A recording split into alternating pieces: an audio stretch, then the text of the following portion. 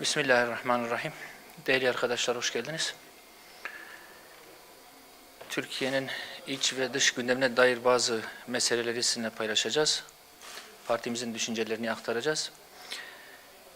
Öncelikle malum dün 6 Şubat'tı. Tam bir yıl önce asrın felaketi olarak ifade edebileceğimiz bir felaket yaşadık. 11 ilimizi kuşatan çok şiddetli iki tane deprem. 50 binden fazla canımızı kaybettik. Yüz binlerce de yaralımız oldu malum. Şehirlerimiz yıkıldı. Bu vesileyle vefat eden canlarımız için, kardeşlerimiz için tekrar Allah-u Teala'dan rahmet diliyorum. Yaralarımızın en kısa sürede şifa bulup normal hayatlarına dönmelerini temenni ediyoruz. Depremin acılarının bir an önce sarılması elbette toplumun çok ciddi, büyük beklentisi haline gelmiş. Bazı ciddi adımlar atıldı ama yaraların sarıldığını söyleyebilmek için henüz çok erken. Çok daha ciddi bir süreç işletilmesi lazım.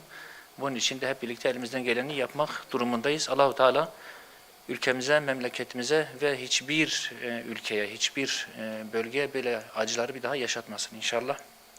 Değerli arkadaşlar, yine bizim gündem konularımızın başında Filistin var. Şu anda Siyonistler gıda ve tıbbi malzemeyi soykırım silahına dönüştürdü ve bu çok ciddi bir insanlık dramına dönmek üzere. Değerli arkadaşlar, Siyonist katliamlarının sürdüğü Gazze aynı zamanda uluslararası boyutu da olan tarihin en zalimane embargosuna tanıklık ediyor. Direniş gruplarıyla baş edemeyen Siyonist işgal rejiminin her geçen gün yaşadığı prestij ve itibar kaybı Siyonistlerle birlikte destekçilerini de daha fazla vahşileştiriyor. Ölümcül silahlarla yapılan sivil katliamlardan sonra Gazze şeridinde yaşayan yaklaşık 2,5 milyon insan açlık, susuzluk ve tıbbi müdahaleden yoksun kalmak suretiyle toplu cezalandırma yöntemini uyguluyor Siyonist işgal rejimi ve onların destekçileri. Aynı şekilde hastanelerin sistematik bir şekilde bombalanıp hizmet dışı bırakılması, sağlık altyapısının çökmesi, tükenen ilaç ve tıbbi malzeme tedarikinin engellenmesi, kronik hastalıkların yanı sıra yaralanıp tedavi edilmeyi bekleyen on binlerce kişinin ölüme terk edilmesi anlamına da geliyor malum. Bunca İslam ülkesi ne yazık ki açlık, susuzluk ve ilaçsızlık sorunuyla pençeleşen Gazze halkına insani yardımları ulaştırmada bile büyük bir acizlik içerisindedir.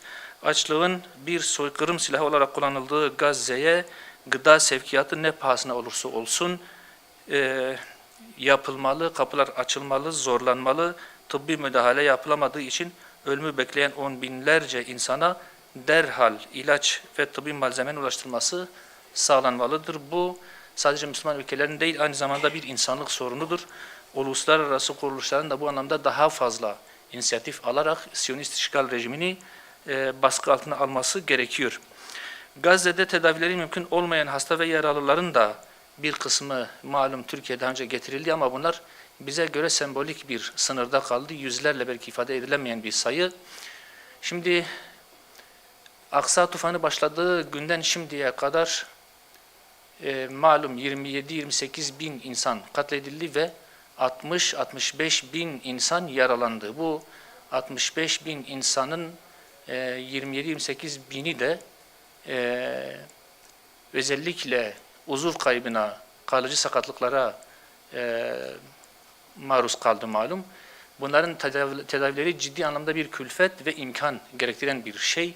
Bunun da Filistin'de yapılması mümkün değil.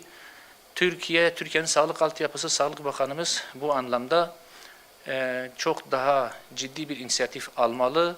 Bu insanların Türkiye'ye getirilmesi için elinden gelen bütün gayreti göstermeli ve bunun için ekipler, komisyonlar kurulmalıdır. Türkiye şimdiye kadar doğrusu Gazze'nin bu mezalime maruz kaldığı bu mezalim karşısında alması gereken inisiyatifi, iradeyi bugüne kadar almadı. Bunu hep söyledik. Bari bu hastaların tedavi edilmesi, Türkiye'ye getirilmesi noktasında insani anlamda bir inisiyatif, bir sorumluluk alsın çağrısında bulunuyoruz. Bu yaralıların muhakkak Türkiye'ye getirilmesi gerekir. Bunun için doktorlardan, hekimlerden oluşan bir komitenin, bir komisyonun kurulması ve bu insanların Türkiye'ye getirilmesi gerekir. Eğer Türkiye'nin altyapısı buna, Türkiye'de bu tedaviye yeterli gelmezse, Türkiye'ye getirildikten sonra bu yaralılar, bu hastalar belki başka İslam ülkelerine de nakledilebilir ama bu yaralıların Filistin'den çıkarılıp, Gazze'den çıkarılıp Türkiye'ye getirilmesi için Türkiye bu anlamda inisiyatif almalı ve şartları zorlamalıdır. Bu insani bir hizmet, uluslararası altyapısı da olan insani haklı bir talep. Bu anlamda Türkiye çok daha ciddi bir inisiyatif almalıdır ama bugüne kadar doğrusu bunun alınmadığını söyleyebiliriz. Bazı insanlar getirildi ama bunlar sembolik derecede kaldı. Orada çok daha fazla tedaviye ihtiyaç insan var. Bunun için Türkiye harekete geçmelidir. Bu çağrımızı bu vesileyle buradan yapmış olalım.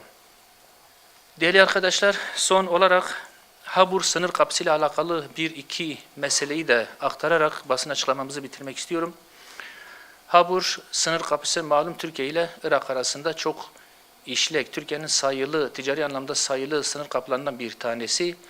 Doğu ve Güneydoğu'da özellikle Şırnak, Mardin de insanların geçimi anlamında çok büyük bir getirisi, katkısı olan bir sınır kapısı ve uluslararası ticaret anlamında da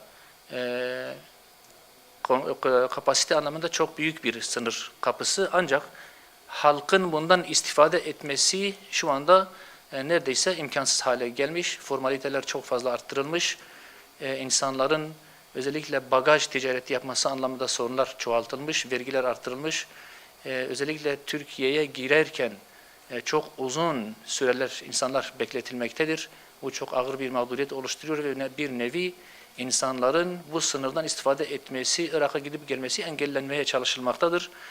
Oysa bu özellikle oradaki gelirleri düşük olan toplumun kalkınması, geçimlerini rahat bir şekilde sağlayabilmeleri ve özellikle o coğrafyanın kalkınması anlamında bunun bir fırsata dönüştürülmesi lazım. Öteden beri hep parti olarak önerdik, söyledik. Habur sınır kapısı çok daha geniş kapsamlı bir ticari altyapıya kavuşturulabilir. Özellikle halkın, toplumun istifade edilmesinin önü açılabilir. Bunun da elbette birçok yolu var. Serbest ticaret bölgesinin kurulması, ticaret anlamında bazı rahatlamalar, kolaylıkların getirilmesi ve özellikle yöre halkının bundan daha fazla istifade etmesinin önü açılmalıdır.